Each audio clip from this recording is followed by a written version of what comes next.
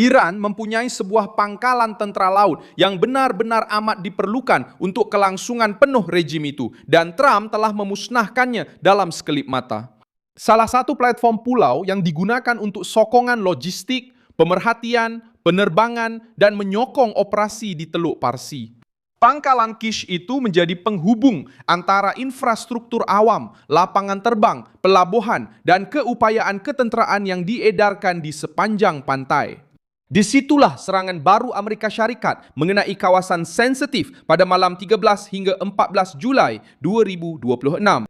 Pihak berkuasa dan media Iran melaporkan letupan di pulau itu, kebakaran di kawasan pelabuhan dan letupan peluru berhampiran kompleks air dan elektrik. Syarikat yang bertanggungjawab memaklumkan kerosakan teknikal dan memberi amaran bahawa gangguan bekalan yang dijadualkan adalah tidak dapat dielakkan. Pada masa yang sama, Komando Pusat Amerika Syarikat mengesahkan satu misi selama 5 jam terhadap struktur ketenteraan. Trump tidak memilih selatan Iran secara kebetulan. Ia adalah sekatan terhadap Iran. Maksudnya, sesiapa yang berniaga dengan mereka tidak akan dibenarkan melepasi. Semua yang lain boleh melepasi. Baik, jadi ini adalah sekatan yang sangat kuat. Sekatan itu lebih berkesan daripada menyerang mereka, tetapi saya rasa gabungan kedua-duanya yang berkesan. Adakah Anda yakin satu perjanjian boleh dicapai? Adakah mereka akan berunding semula? Ya, saya rasa satu perjanjian mungkin dicapai, Tuan. Dia sedang membongkar satu demi satu rangkaian yang digunakan oleh Teheran untuk mengancam kapal, menutup laluan dan cuba menjadikan Selat Hormuz sebagai alat pemerasan. Kish terletak berhampiran laluan teluk dan mempunyai lapangan terbang, pelabuhan, penjanaan tenaga serta infrastruktur yang mampu menyokong pergerakan tentera. Nilainya bukan pada statusnya sebagai pangkalan tentera laut terbesar Iran. Pos ini sebenarnya adalah sebahagian daripada kompleks Bandar Abbas, tetapi berfungsi sebagai titik sokongan di pulau untuk pemantauan dan logistik. Serangan berhampiran loji itu tepat mengenai kebergantungan ini.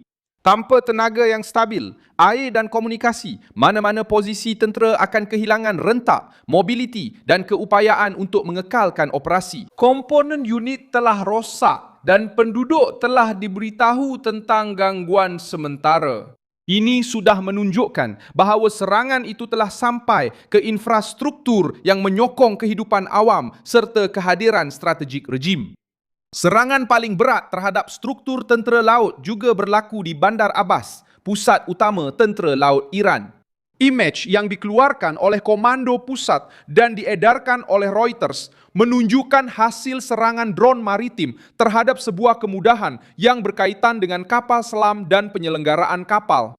Pihak berkuasa Pulau Kish memaklumkan bahawa 7 projektil Amerika telah mengenai pulau itu, termasuk kawasan berhampiran kompleks utama air dan tenaga. Jurutera sedang menilai kerosakan dan gangguan bekalan elektrik sementara telah dijadualkan.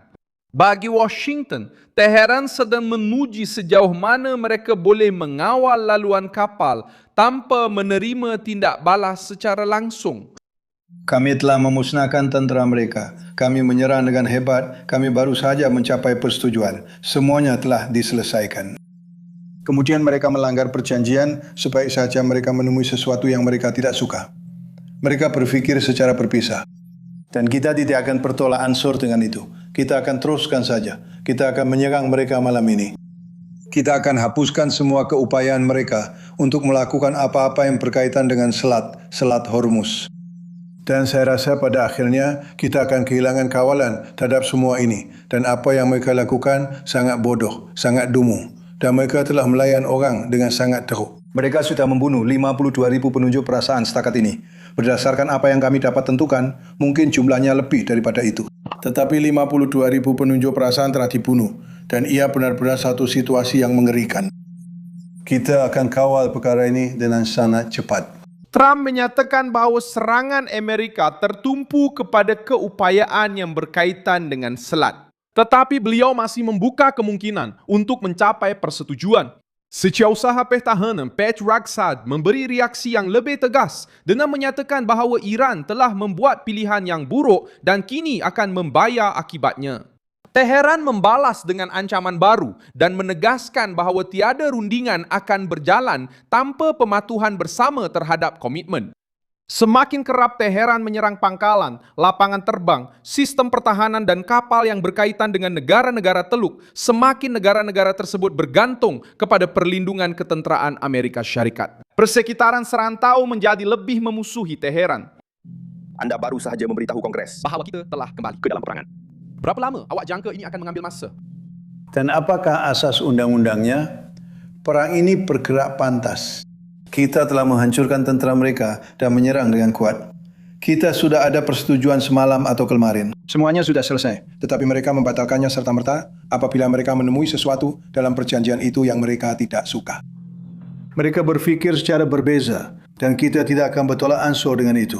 Kita akan teruskan. Kita akan menyerang mereka malam ini. Kita sedang menghapuskan segala keupayaan mereka yang berkaitan dengan selat itu, selat Hormuz. Saya rasa pada akhirnya kita akan kehilangan kawalan terhadap semua ini. Dan apa yang mereka lakukan sangat bodoh, sangat dungu. Dan mereka melayan orang dengan sangat teruk. Mereka sudah membunuh 52.000 penunjuk perasaan setakat ini berdasarkan apa yang kami dapat tentukan. Mungkin lebih daripada itu, tetapi 52.000 penunjuk perasaan telah dibunuh. Dan ia benar-benar satu situasi yang mengerikan. Tetapi kami akan mengawal keadaan ini. Percubaan mereka untuk menakut-nakutkan telah menambah bilangan pihak lawan. Syawangan Iran di Yaman juga mengalami pergolakan baharu. Arab Saudi telah menyerang lapangan terbang Sana'a untuk menghalang ketibaan pesawat Iran yang membawa delegasi berkaitan dengan Houthi. Kumpulan itu membalas dengan melancarkan peluru berpandu dan drone ke wilayah Arab Saudi, memecahkan ketenangan relatif selama bertahun-tahun. Konfrontasi baru ini memberi tekanan kepada salah satu pasukan bersenjata terakhir yang bersekutu dengan Tehran di luar wilayah Iran. Sementara, Iran perlu mempertahankan pulau-pulaunya, radar, pelabuhan dan pangkalannya. Mereka juga melihat Houthi sekali lagi berdepan dengan Arab Saudi. Percubaan untuk memperluaskan perang bagi memberi tekanan kepada Washington boleh membuka satu lagi medan pertempuran yang Tehran tidak mempunyai sumber untuk mengekalkannya dengan selamat. Di sinilah Pulau Kark kembali menjadi tumpuan tekanan.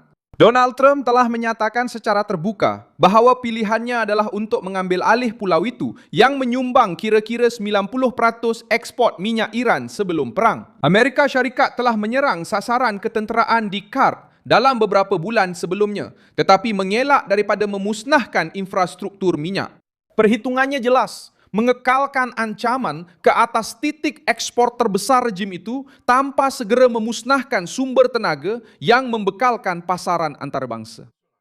Pendudukan darat akan memperluaskan peperangan dan meletakkan tentera Amerika dalam risiko berterusan. Tetapi hakikat bahawa Trump terus mengekalkan pilihan itu di atas meja meningkatkan tekanan ke atas Teheran. Kish mewakili sokongan ketenteraan di selatan. Bandar Abbas menumpukan kekuatan tentera laut.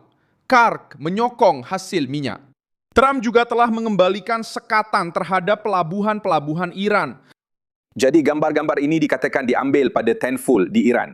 Dan lihatlah betapa besarnya letupan itu. Benar-benar sangat besar. Saya rasa sekurang-kurangnya ini adalah bom penembus seberat 5,000 paun yang sedang dijatuhkan. Letupan sekunder itu memberitahu saya beberapa perkara yang berbeza. Depo peluru, depo drone Shahid, depo peluru berpandu balistik, berkemungkinan dengan bahan api roket yang terbakar. Letupan yang dahsyat yang boleh dilihat dari ratusan kilometer jauhnya, benar-benar menggoncangkan semua depo itu. Depo peluru berpandu pengawal revolusi Iran. Dan imej ini juga adalah berita terkini datang dari Centicom, benar-benar memusnahkan Iran, tidak lagi berlembut terhadap peluru berpandu balistik mereka. Ingatlah, ia adalah negara yang sangat besar, 2,5 kali ganda saiz Texas, jadi akan mengambil masa untuk memusnahkan Iran. Jadi ini nampaknya adalah bahan api roket yang terbakar. Anda boleh lihat asap sekunder daripada letupan-letupan yang menyala pada dasarnya menggoncang seluruh negara Iran. Bom penembus masuk dan mengenai sasaran. Selepas itu, beliau membatalkan cadangan untuk mengenakan caj sebanyak 20 ke atas kargo yang melalui selat tersebut dan mengumumkan bahawa beliau akan mencari perjanjian perdagangan dan pelaburan dengan negara-negara Teluk. Perubahan itu tidak menamatkan serangan tersebut. Kapal-kapal yang berkaitan dengan Iran masih tertakluk kepada sekatan laut, manakala pasukan Amerika terus mengekalkan lebih daripada 50,000 anggota tentera yang ditempatkan di rantau itu. Rezim Iran kini perlu memilih sama ada untuk terus menyerang lalu lintas maritim dan kehilangan lebih banyak radar, bot, gudang serta kedudukan di pesisir pantai, atau menerima satu rundingan tanpa kawalan yang cuba mereka kenakan ke atas Selat Hormuz. Setiap malam, serangan yang baru mengurangkan ruang Teheran dan mendekatkan perang kepada titik-titik yang menyokong kuasa ketenteraan dan ekonominya. Terima kasih banyak kerana menonton video ini hingga ke akhir. Sokong projek kami dan sumbangkan secara keuangan melalui kunci Pix yang tertera di skrin anda. Kami adalah saluran bebas. Kami fokus untuk memastikan anda sentiasa mendapat maklumat yang benar. Sumbangan anda membantu kami untuk terus bertahan.